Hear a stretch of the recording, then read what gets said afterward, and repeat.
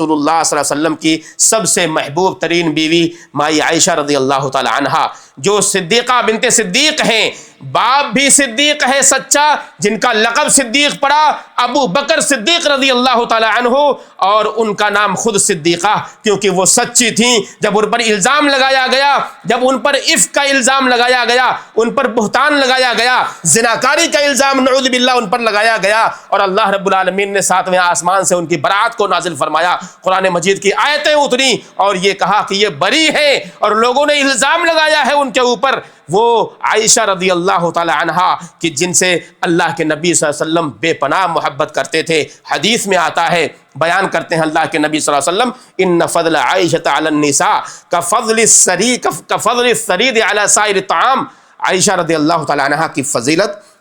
تمام دنیا کی عورتوں پر ویسے ہی ہے جیسے سارے کے سارے کھانوں پر ثرید کی فضیلت ہے۔ ثرید کیا ہے؟ عربوں کے ہاں ایک کھانا ہے جو بڑا ہی پیارا اور محبوب کھانا ان کی نظر میں، اور بڑا ہی جلدی ہضم ہونے والا اور بڑا ہی لذیذ کھانا ان کے ہاں پایا جاتا ہے۔ اللہ کے نبی صلی اللہ علیہ وسلم نے وہ مثال دی کہ ثرید کی فضیلت جس طرح سارے کھانوں کے اوپر ہے، بالکل ویسے ہی اما عائشہ رضی اللہ تعالیٰ عنہا کی فضیلت دنیا کی ساری عورتوں پر ہے، ساری عورتوں پر، اس میں سب کوئی داخل ہے۔ اللہ کے نبی محمد الرسول اللہ صلی اللہ علیہ وسلم نے وہ تنہا ایک ایسی عورت ہیں اما عائشہ رضی اللہ تعالیٰ عنہا جن سے آپ نے شادی کی کنواری کی حالت میں، اور کوئی دوسری بیوی آپ کی کنواری نہیں تھی، سب کے سب یا تو شادی شدہ پہلے سے تھیں، طلاق ہو چکا ہو، یا پھر ان کے شوہر کا انتقال ہو گیا ہو، تب جا کر کے اللہ کے نبی صلی اللہ علیہ وسلم نے شادیاں کی ہیں۔ ان کی عمریں آپ دیکھیے، 60 سال 50 سال 55 سال کی عمریں ہیں،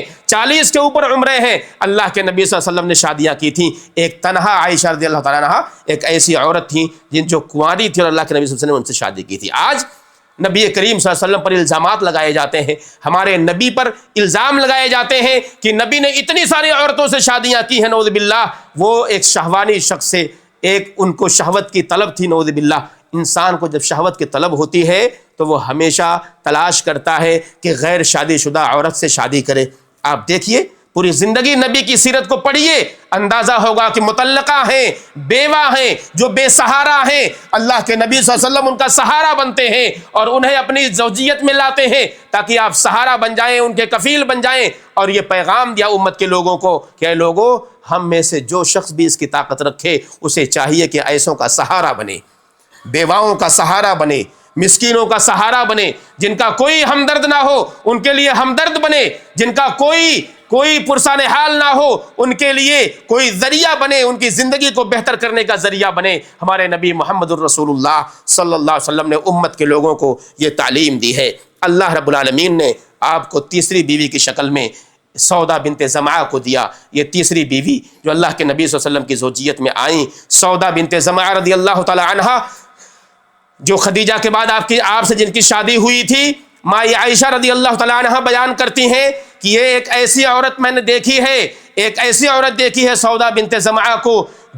جو مجھے پسند ہیں کہ میں ان کے ساتھ رہوں یا وہ میرے ساتھ رہیں۔ میں نے ابھی شروع میں آپ سے کہا کہ کوئی عورت یہ پسند نہیں کرے گی کہ اس کی سوتن اس کے ساتھ میں رہے، کبھی نہیں پسند کرے گی، یا اس کے آس پاس بھی رہے۔ مگر مائی عائشہ کہتی ہیں ان کے خلق کی وجہ سے، ان کے اخلاق کی وجہ سے، ان کے کردار کی وجہ سے، اس کا مطلب یہ نہیں ہے کہ دوسری بیویاں با اخلاق نہیں تھیں، مگر آپ